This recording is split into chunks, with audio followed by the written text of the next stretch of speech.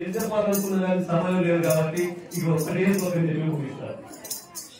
ఎత్త యోగేశ్వర కృష్ణ ఎత్త పాకో ధనుర్ధర తత్ర శ్రీ విజయోద్భూతి దువాని తిరుమ తిరుమ.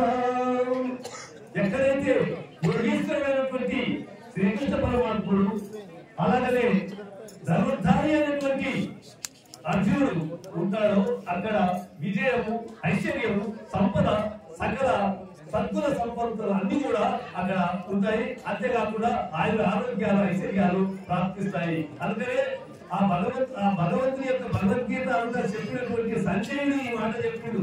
చివరికి శ్లోకాల్లో చెప్పుకుంటూ వచ్చి ఆ భగవద్గీత శరీరం వాళ్ళంతా అనుభూతిని పొంది ఆనందాన్ని పంచుకొని ఇట్లా తన్మయత్వం పొందాలి. అటువంటి వాడే నిజంగా భగవద్గీత చదివిండు అని సంజయుడు ఆనందం పొందినటువంటి ఆనందాన్ని మనం కూడా పొందాలి భగవద్గీత చదివినప్పుడు.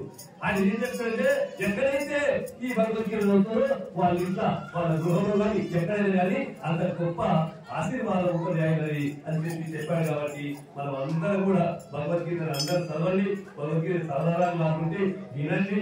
శ్రవణం మంచిది. అన్నిటికన్నా శ్రవణం వింటే తప్ప పని చేయలేరు. మాట్లాడకండి అని చెప్తే విన్నారనుకో మా సభనే మాట్లాడారు. అట్లా విన్నారంటే ఏ పని కానీ విజయవంతమైనది. కాబట్టి మీరంతా కూడా శ్రద్ధగా విన్నారు. మీరంతా నేను ఒక దాసునిగా ఒక చిన్న భక్తునిగా మీకు ఆశీర్వాదం చేస్తున్నా. ఏంటంటే మీరందరూ కూడా భగవద్గీతను పట్టండి. నాకు సంతోషం అవుతుంది. నేను భగవద్గీత ప్రచారంగా చేయడం కోసం నిరంతరం కృషి చేస్తున్నా.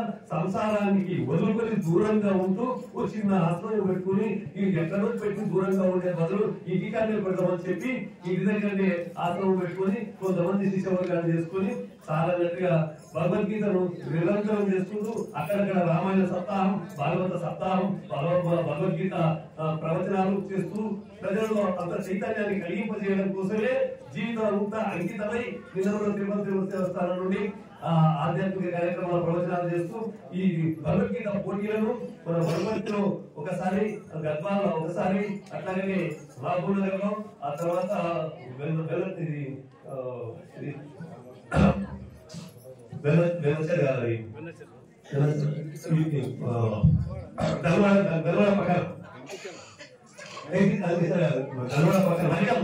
మరికల్లా మొత్తం పైన అన్ని ప్రాంతాల్లో భగవద్గీత ప్రచారం చేస్తూ వాళ్ళ పిల్లలకు పోటీలు నిర్వహించి మార్కులు ఇచ్చి అది చేసి వాళ్ళకు ప్రోత్సహించి ఏదో రకంగా చేస్తూ మధ్య మధ్యలో మాకు చూసినటువంటి స్కూల్ వరకు వెళ్ళడం, అక్కడ ఏదో కార్యక్రమం చేయడం, వాళ్ళకు 10 శ్లోకాలు నేర్పి ప్రచారం చేయడం, ఇట్లా నిరంతరంగా కృషి చేస్తూ మీరందరూ మీరంతా ఇంత గొప్పగా సమావేశం చేసినందుకు ఆ పటేల్కి ఎంతో సంతోషం అయిందో కానీ నాకు కూడా అంత గొప్పగా సంతోషం అవుతుందని చెప్పి మీ అందరికీ అవకాశం ఇచ్చిన అందరికీ ధన్యవాదాలు తెలియజేస్తూ ముగిస్తున్నాను.